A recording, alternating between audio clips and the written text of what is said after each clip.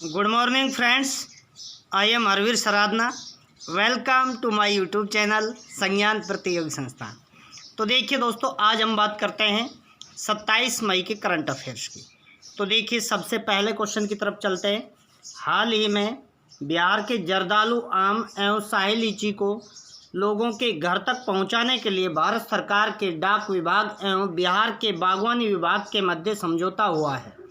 उन्हें GI tag कब दिया गया? तो देखिए दोस्तों, अभी जो एक तो बिहार का भागलपुर का बहुत फेमस है जर्दालू आम और एक शाही लीची, इनको घर घर डिलीवरी की जाएगी, घर घर पहुंचाया जाएगा।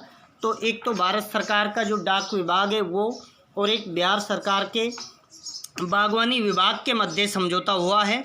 तो आपसे क्वेश्चन पूछा गया है कि जीआई टैग कब दिया गया जर्दालू आम और शाही लीची को? तो देखिए, आपके सामने 4 ऑप्शन हैं। Option A 2018, option B 2017, option C 2019, option D 2020। तो दोस्तों, कब दिया गया था? 2018। ऑप्शन ए आपका राइट आंसर हो जाएगा। इसके बाद हम थोड़ा बिहार के बारे में देखते हैं। तो देखिए, बिहार के जो गवर्नर हैं अभी वो फागू चौहान हैं, यहाँ के सीएम नीतीश कुमार, कैपिटल पटना, ये बातें भी आपको पता होनी चाहिए। तो देखिए, हम बात कर लेते हैं थोड़ा। तो देखिए, बिहार के मुख्यमंत्री नीतीश कुमार है, राज्यपाल फागू चौहान और कैपिटल आप जानते ही हो पटना है। नेक्स्ट हम इसी के बारे में देखते हैं। तो देखिए, शाही लीची के बारे में हम बात करते हैं। मई से जून तक उपलब्ध होने वाली शाही लीची की खेती मुख्य रूप से बिहार के मुजफ्फरपुर एवं उसके आसपास के जिलों में की जाती है। दोस्तों, जो शाही लीची है इसका उत्पादन मई जून महीने में सर्वाधिक होता है और ये बिहार के मुजफ्फरपुर और उसके जो आसपास का क्षेत्र है वहाँ पर सर्वाधिक होता है। तो देखिए, शाही लीची की बात करते हैं दोस्तों, तो ये लगभग 25,800 हेक्टेयर का क्षेत्रफल पर ये उगाई जाती है और लगभग 3 लाख टन का उत्पादन होता है हर वर्ष। आगे हम बात करते हैं। तो शाही लीची को 2018 में जीआई टैग दिया गया। दोस्तों, क्या दिया गया? GI tag, geographical indication. अब हम बात करते हैं दोस्तों, तो जर्दालू आम के बारे में बात करते हैं। जर्दालू आम, बिहार के भागलपुर का जर्दालू आम अपनी अनोखी खुशबू के कारण दुनिया भर में प्रसिद्ध है। दोस्तों, इसमें बहुत अच्छी स्वीट महक आती है और इसका कलर भी हल्का पीला होता है और मिठास के लिए जाना जाता है ये। तो देखिए, हम बात कर लेते हैं थोड़ा। आम की यह किस्म हल्की पीली परत और मिठास के लिए जानी जाती है। नेक्स्ट देखते हैं। जर्दालू आम को सबसे पहले खड़गपुर के महाराजा रहमत अली खान बहादुर द्वारा भागलपुर क्षेत्र में लगाया गया था। तो सबसे पहले किसके द्वारा दोस्तों? ये खड़गपुर के महाराजा थे रहमत अली खान बहादुर, उनके द्वारा लगाया गया। तो देखिए, इसे भी जीआई टैग कब दिया गया दोस्तों?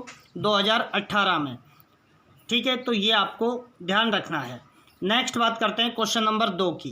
क्वेश्चन नंबर 2 की हम बात करते हैं दोस्तों, विश्व कछुआ दिवस कब मनाया जाता है?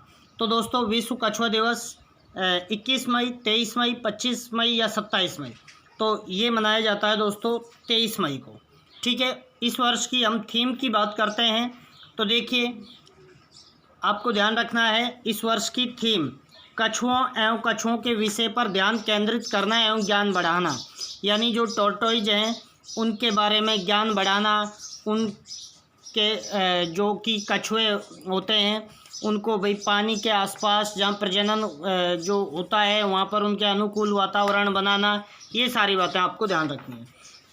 बात करते हैं, वर्ष 2000 के बाद से प्रत्येक वर्ष गैर लाभकारी संगठन अमेरिकन टॉर्टोइज रेस्क्यू विश्व कछुआ दिवस के उत्सव को आयोजित करता है। तो देखिए दोस्तों, ये गैर लाभकारी नॉन प्रॉफिट ऑर्गेनाइजेशन है अमेरिकन टॉर्टोइज रेस्क्यू, इसके द्वारा ये मनाया जाता है। और ART अमेरिकन टॉर्टोइज रेस्क्यू की स्थापना कब हुई थी दोस्तों? 1990 में। नेक्स्ट बात करते हैं। तो देखिए, कछुआ दिवस की इस वर्ष कौन सी वर्षगांठ मनाई गई है दोस्तों? 20वीं वर्षगांठ मनाई गई है। तो ये भी आपको पता होना चाहिए। नेक्स्ट चलते हैं क्वेश्चन नंबर 3 पर। तो देखिए, आपको अच्छे से समझना है, बहुत इंपॉर्टेंट क्वेश्चन है दोस्तों।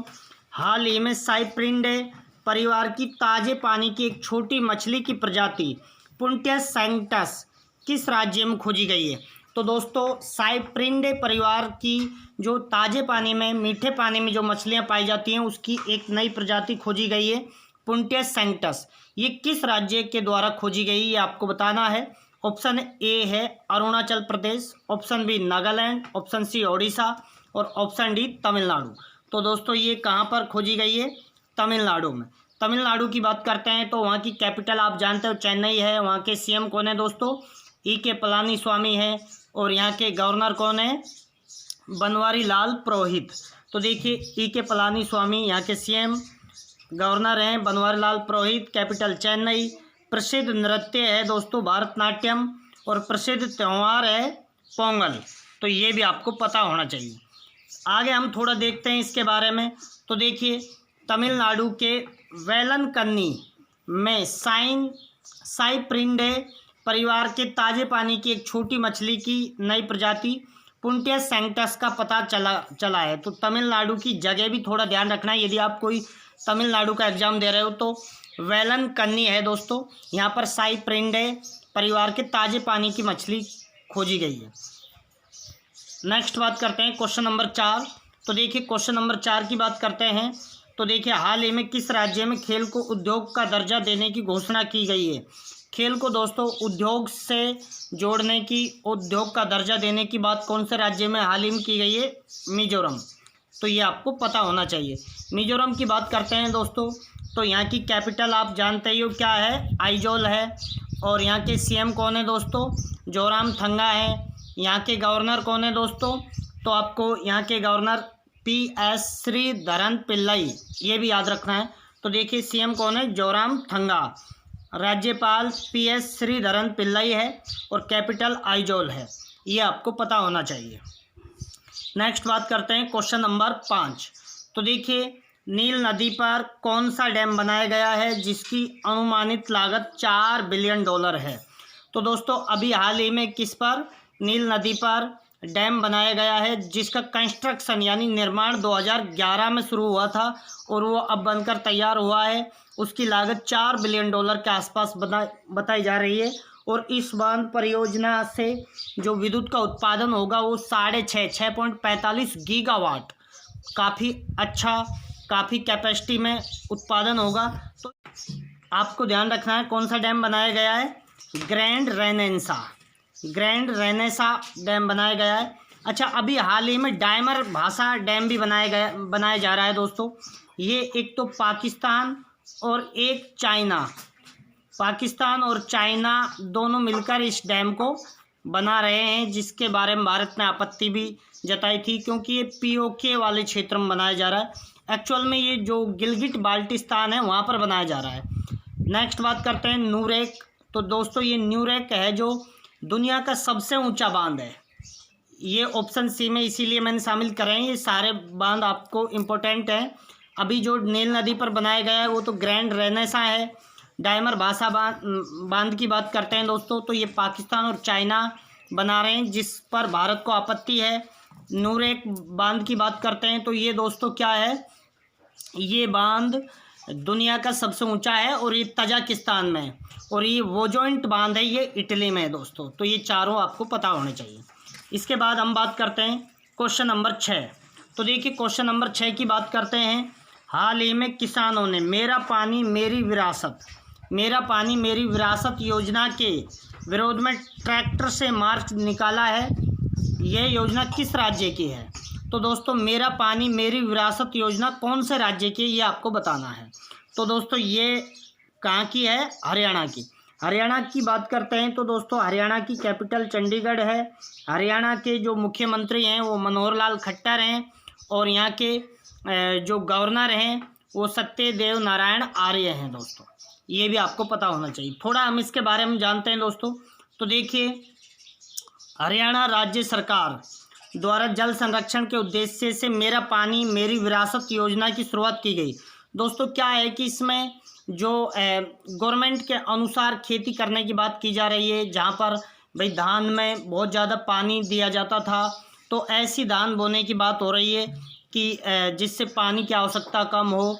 तो पानी के संरक्षण के लिए योजना शुरू की गई है। इस योजना के माध्यम से राज्य सरकार पानी की अधिक खपत वाले धान के स्थान पर ऐसी फसलों को प्रोत्साहित करेगी जिनके लिए कम पानी की आवश्यकता होती है। आगे हम बात करते हैं तो योजना के तहत आगामी खरीफ सीजन के दौरान धान के अलावा अन्य वैकल्पिक बुआई करने वाले किसानों का प्रोत्साहन राशि के रूप में प्रति एकड़ 7,000 रुपये प्रदान किए जाएंगे, ऐसा बताया गया है। इसका विरोध क्यों किया गया है दोस्तों? तो किसानों का विरोध का कारण है कि भाई, विरोध का कारण आप जानिए कि वो ये कह रहे हैं कि हम हमारी फसल भी हमारे अनुसार नहीं कर सकते हैं, यानी हमें खुद को निर्णय है फसल करने का। तो देखिए, प्रदर्शन करने वाले किसानों का मत है कि राज्य सरकार को ये तय करने का निर्णय किसानों पर छोड़ देना चाहिए कि वे अपने खेत में कौन सी फसल उगाएं। यहाँ पर वे आएगा दोस्तों, ध्यान रखना। तो इसके अलावा किसानों का तर्क ये भी है कि मक्का जैसी वैकल्पिक फसल बोने के लिए ब्लॉक के अधिकांश हिस्सों की मिट्टी और जलवायु अनुकूल स्थितियां विद्यमान नहीं है। यानी दोस्तों कि भाई धान के अलावा जैसे मक्का की बात हो रही है, तो वो कह रहे हैं कि मिट्टी और जलवायु अनुकूल नहीं है मक्का वगैरह के लिए। ठीक है, तो ये आपको ध्यान रखना है। नेक्स्ट बात करते हैं क्वेश्चन नंबर 7 की।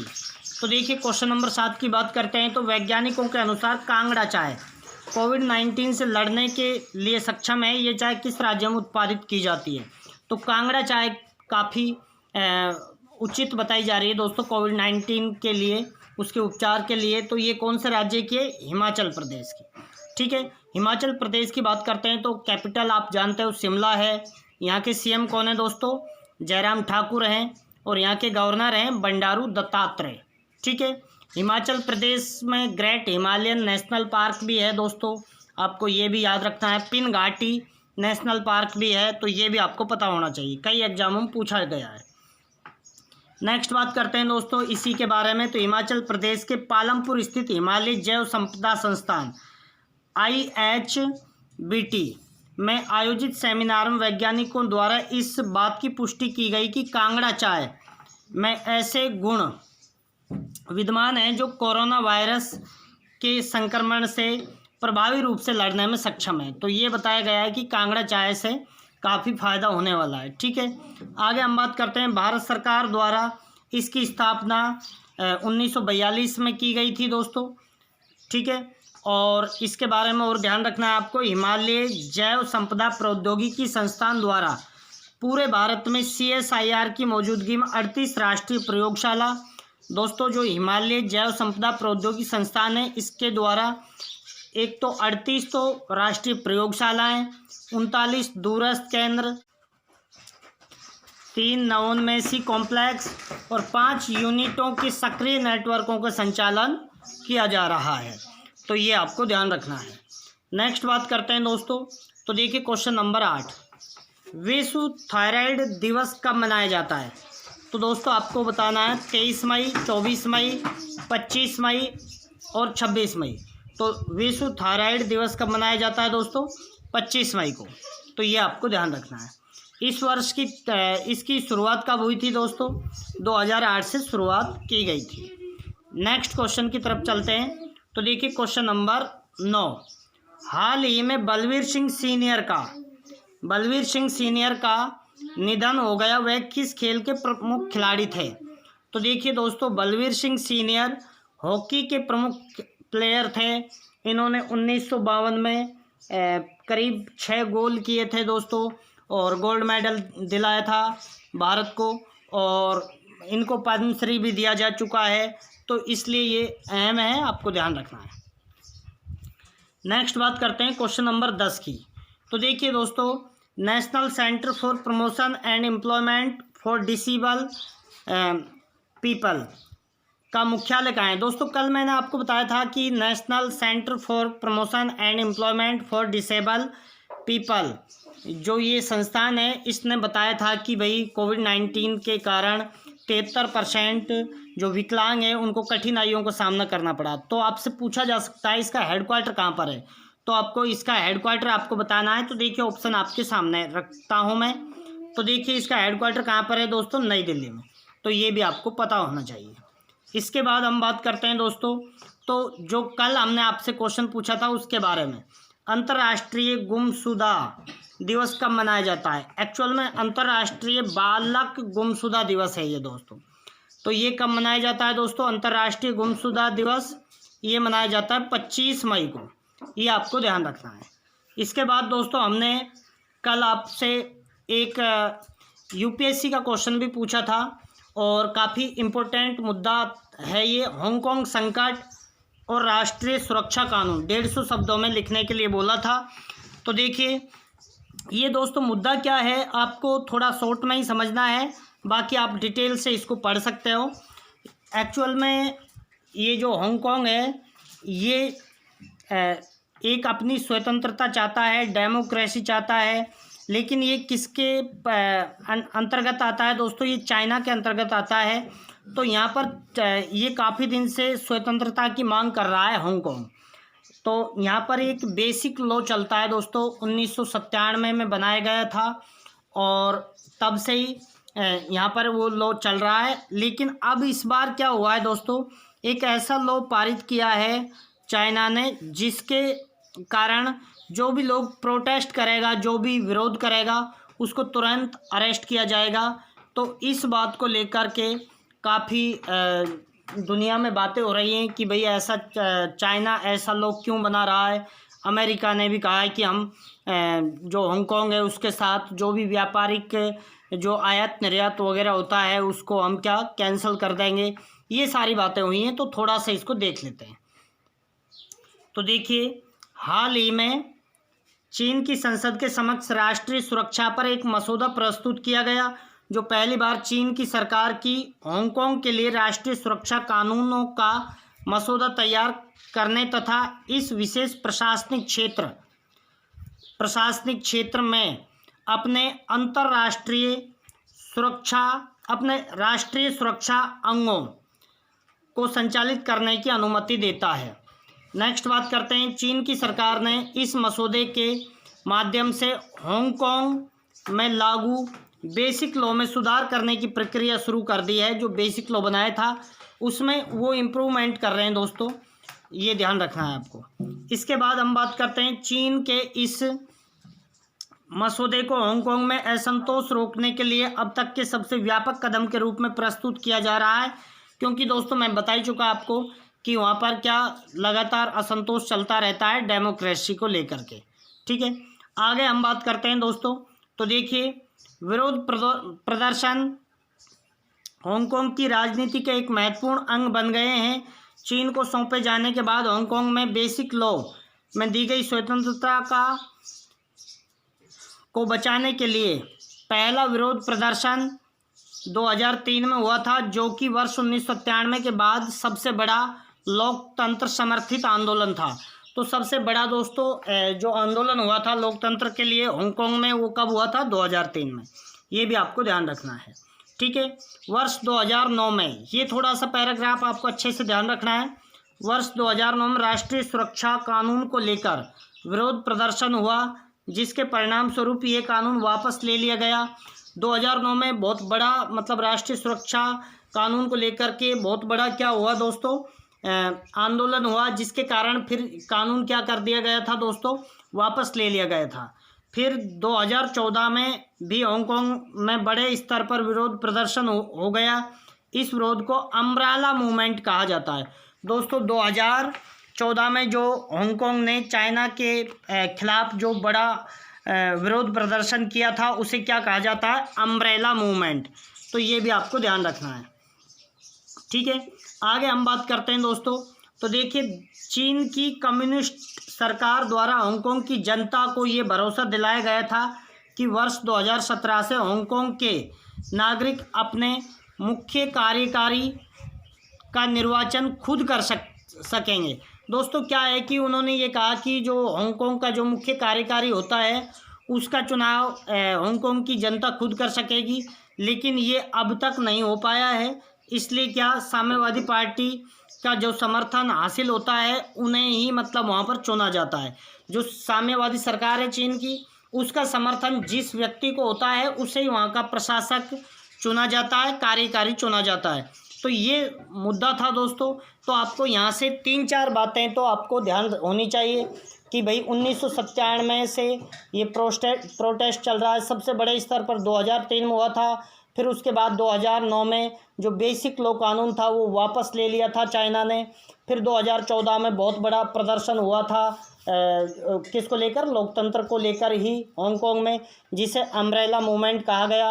और अभी चाइना ने जो बेसिक लॉ है उसमें सुधार करने की बात कही है, लेकिन वो सुधार कुछ नहीं है दोस्तों। उसमें क्या किया गया है, उसमें ये किया गया है कि जो भी मतलब प्रोटेस्ट करते हैं उन्हें जेल में डालो।